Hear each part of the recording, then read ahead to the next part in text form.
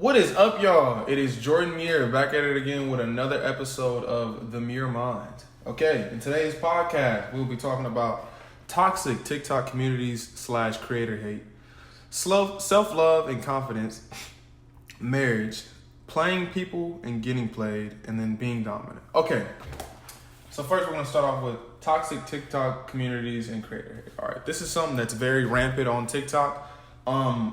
Many creators, right?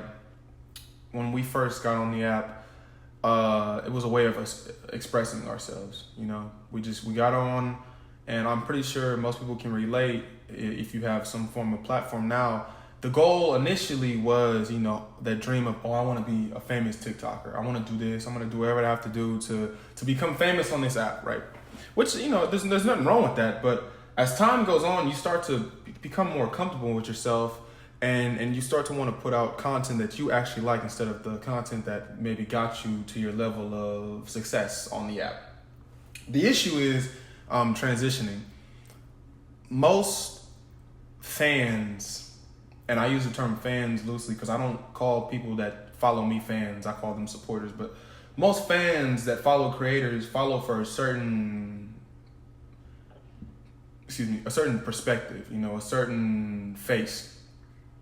And what I mean by that is, if all your content thus far was you being extremely sexual or extremely, you know, annoying, whatever the content was that got you to your level of success, these people, these fans, quote unquote, are going to expect that from you every single day.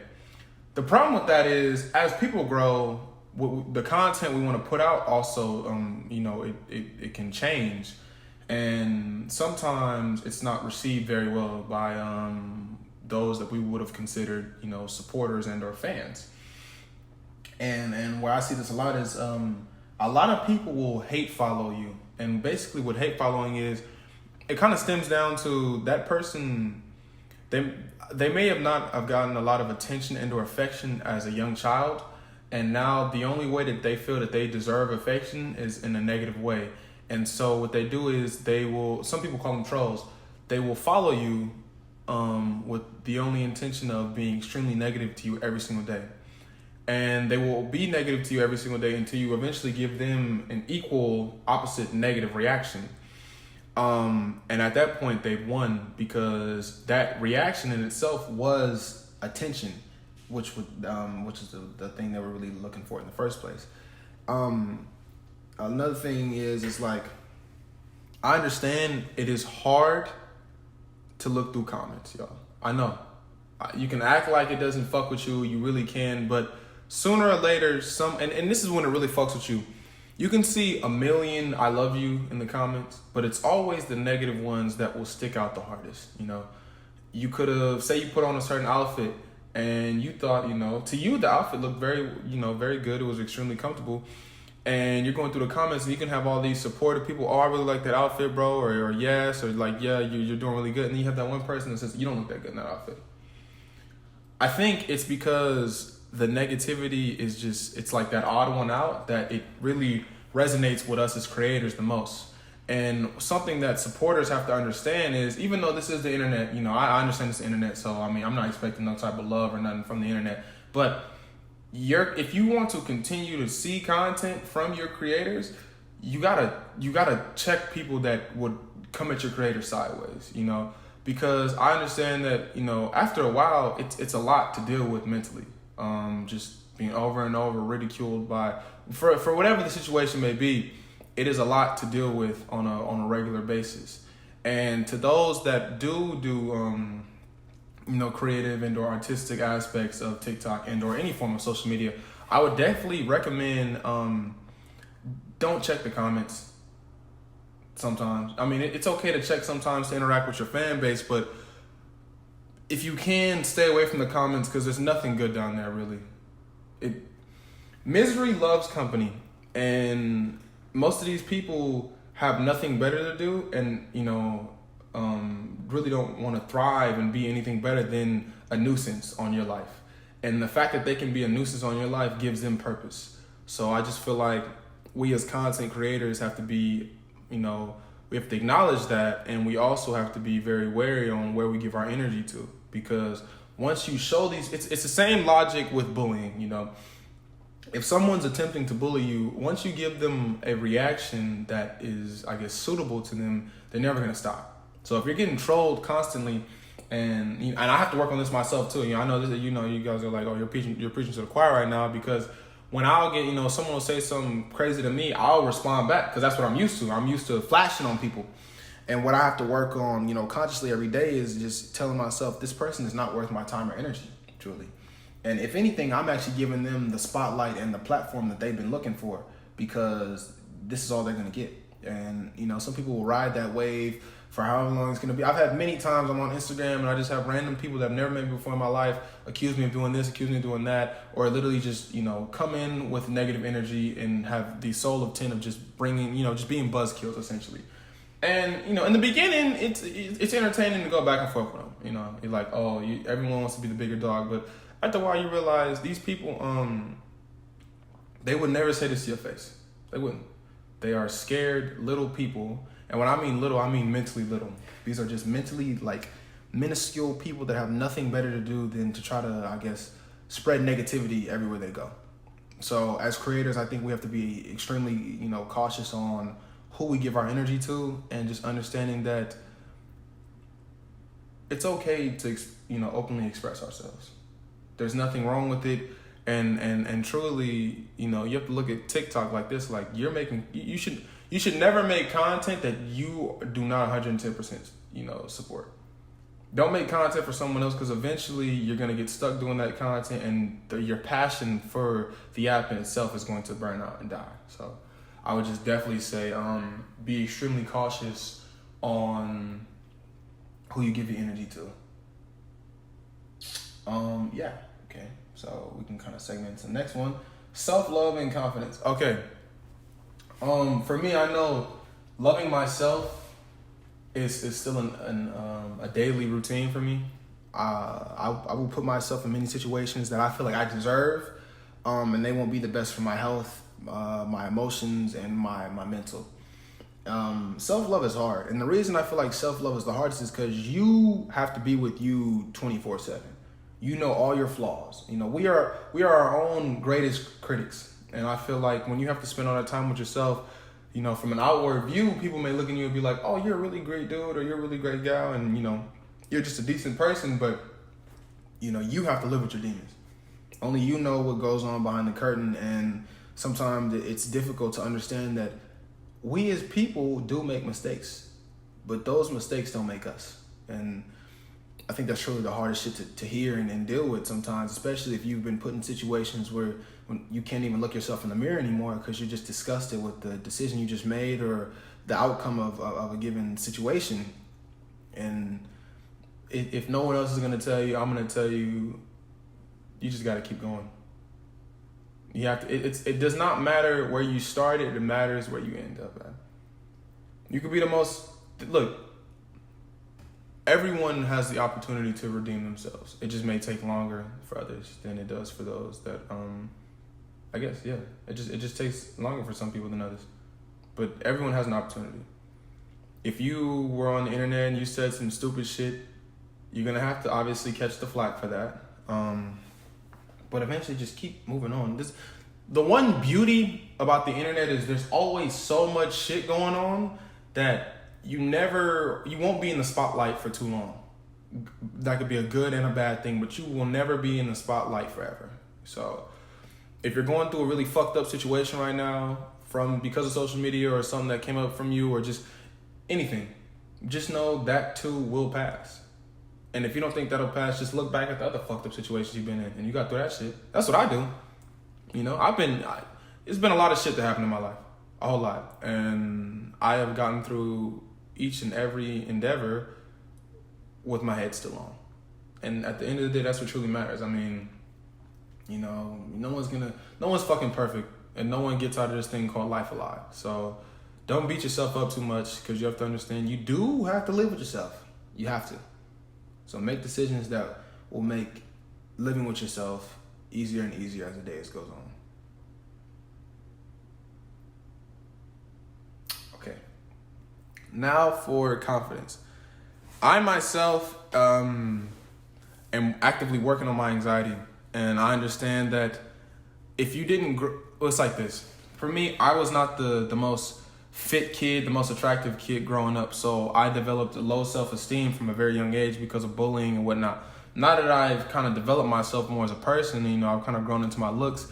I may still receive compliments and stuff like that, but deep down, I still feel like that ugly, out of shape kid, and that's when it's that's when it's the most difficult to truly feel confident. And that can be in relationships, that could be about decision making, that could just be about waking up and doing daily tasks. Confidence is not an easy thing to obtain, but once you get it, you got it. And honestly, I think the easiest way to be confident is to truly not give a fuck what anyone thinks. Don't. Because you gotta look at it like this. No matter what you start, you're not gonna be excellent at it in the beginning. I don't give a fuck what you start. I don't give a fuck if you're fucking blowing bubbles. You're not gonna be the best bubble blower your first time blowing air through that little shit. But as time goes on, you will have opportunities to kind of mold yourself and truly try to perfect the craft. Even though perfection is all relative, you will have time as the days go on to truly improve yourself. So I feel like whatever you might be stuck right now listening to this, and you don't know, you don't have the confidence to demand that raise you're looking for, or drop out of a situation that is not fit for you, or leave a relationship that's not good for you, or get into a relationship that could be amazing for you. Just trust yourself and trust your gut, because your gut will rarely lead you astray. And it's a daily battle to build confidence. It is. It's a daily battle. It's not easy. I'm not gonna sit here and lie to you guys and be like, "Oh, it's easy." It's not fucking easy. It's not. It's hard as fuck. And there's days when you feel like you'll never truly be as confident as you really want to be. But the thing is, that's why you have another day. You just keep on pushing. You get through shit. It's just not. Nothing of value in life comes easy. It never will. That's why you look at these people that have all these assets and just true happiness. Fuck the assets. The people that have true happiness had to go through the most hell in life. They had to deal with their own demons, and they had to look themselves in the mirror every single day and live with whatever monster they saw looking back at them. And sometimes the mirror can be the scariest place to look, because you have to truly look at what you become and what you are.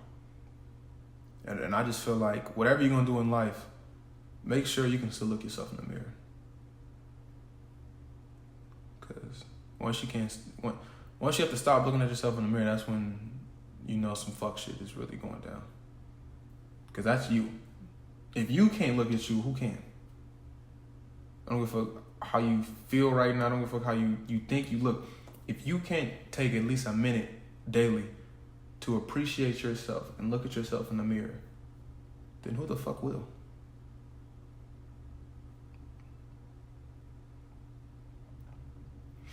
Okay, next thing we'll go into is marriage. All right, so I have a bit of a skewed vision on marriage, because I just feel like my generation, and just from just what I've seen, many people in my family ended up in divorce. So that definitely has put a stigma on my view of marriage. And also I just feel like in my generation, it's like long-term love may not really exist anymore, or it's a rare commodity. It's not love itself. Everyone nowadays thinks they're in love, but I'm talking about that long-term shit that you get through it thick and thin, no matter what the fuck y'all are going through. That people are so quick to just quit a difficult situation, that they don't understand that there could be a silver lining on the other end. Like, my parents were married for 25 years. Man, my parents were married for 11 years, but they were together for 25 years. And me personally, I can't imagine giving 25 years of my life to a human being, and for one day to wake up and not have that person be my rock anymore. So that's why I'm so finicky with relationships, because I'm like, Shuddy, if I invest all my time in you, like, I want that shit back, and I want to know that we gonna make it and we gonna get through shit. Because Y'all, divorce is ugly. It's an ugly, ugly thing, and it not only fucks up the two people involved, like, you know, getting divorced, but if you have kids going through that shit, it fucks the kids all the way up. You see things you should never have to see. You hear things you should never have to hear, and it's really difficult to get through. It is, and you will have a certain view on both parents and just marriage as a whole on the other end.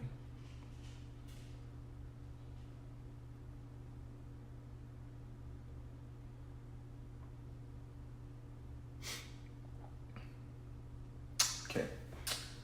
Next is playing people and getting played. Okay, so I used to have this saying, right? Life is a game. You can either play or be played. And what that means to me is this, right? You shouldn't go out looking to hurt people ever. That shouldn't be your intention in life, to hurt people. However, you should always go out ready for the unthinkable. And what that means is, don't be lulled into a false sense of security based off a few sweet words and a few kind actions. Always be ready for shit to go left. That doesn't mean live your life in fear and anxiety, but that just means stay ready so you don't have to get ready. And the reason I feel like a lot of people get played nowadays is because they're over trusting, and they, you know, they put all their eggs in one basket. And what I mean by, and when I say put all their eggs in one basket, doesn't mean, oh, they're just, you know, I'm not condoning cheating or having side piece or nothing like that. What I'm saying is, I don't give a fuck how much you think you love this person. I don't give a fuck how long y'all been together. You have to mentally be strong enough to accept that at any point in time, this person could wake up and not want to be with you anymore. And you do not own them, so you have to let them go. I've seen many great men lose themselves in the idea of what they thought was going to be a permanent situation. I myself have even lost myself, a couple times in situations where I thought it was going to be for the long run. And the problem with that is you just kind of feel like stripped of your identity. Once you lose that relationship, once you lose that connection, if you fully invested yourself, right, you're not going to even know who you are anymore. And it's going to take a couple months to really build back the person who you thought you were.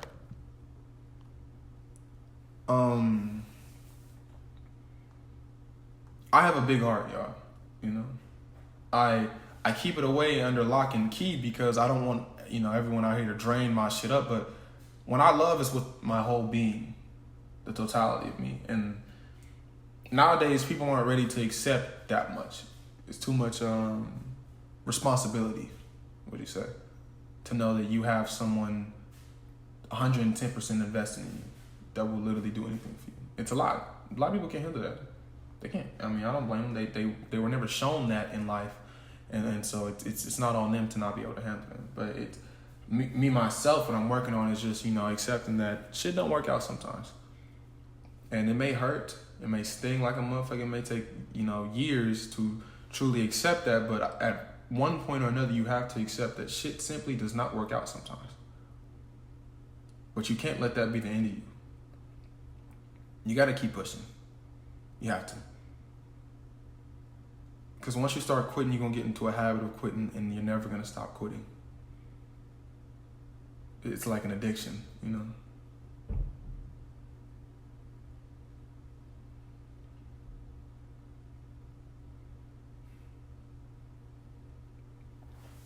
Okay.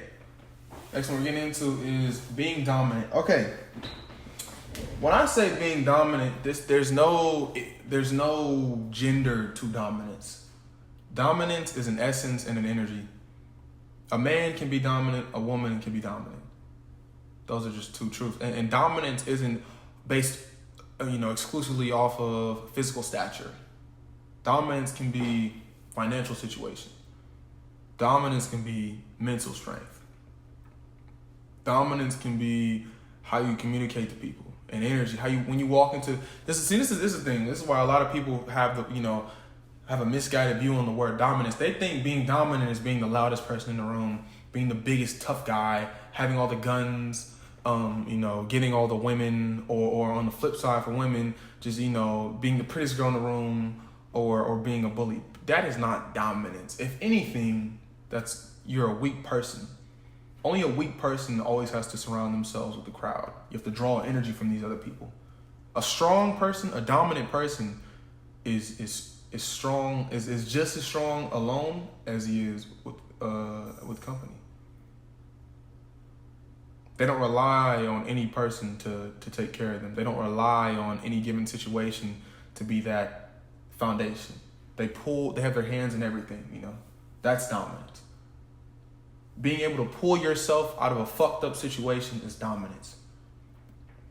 Being able to give your significant other or give your friend the confidence that fucking with you is gonna be better for them than messing with anyone else is dominance. It's an energy.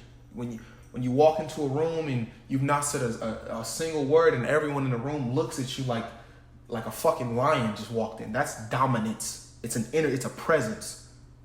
And I personally feel like dominance it takes years to truly become dominant. And I feel like it's not something you can just call yourself. It's something others around you have to address you as. You're just a dominant person. It's a dominant person. You don't take no shit from nobody. That doesn't mean you're a bully, but you know how to stand up for yourself when the situation arises. And you will never allow yourself to settle for anything less than what you feel you truly deserve. Deep down. That is dominance. And I feel like nowadays people, they kind of lost it in them. But just because you lost it don't mean you can't find it again. Because once you find that dominant spirit in you, ain't nothing gonna stop you. Nothing. You're like a fucking warrior. And you know that no matter what the fuck life throws at you, you are going to get through it. And that is an amazing feeling.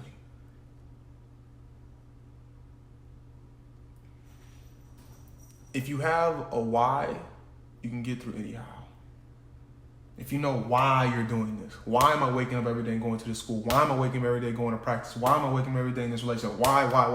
If you know your why, then the how does not fucking matter. You will grind for years trying to achieve this goal because you have your why. A lot of people nowadays don't have a fucking why. Just walking around aimless. They don't know what the fuck they're doing. You gotta have a why in life. You don't have to have it now, 5 years from now, 10 years from now, but before you leave this planet, you need to have a why. What was your purpose here? Why were you here? Because once you find that why, y'all, you're gonna be fucking unstoppable. Nothing will inhibit you from achieving your end goal. Find your why, y'all. Find your why.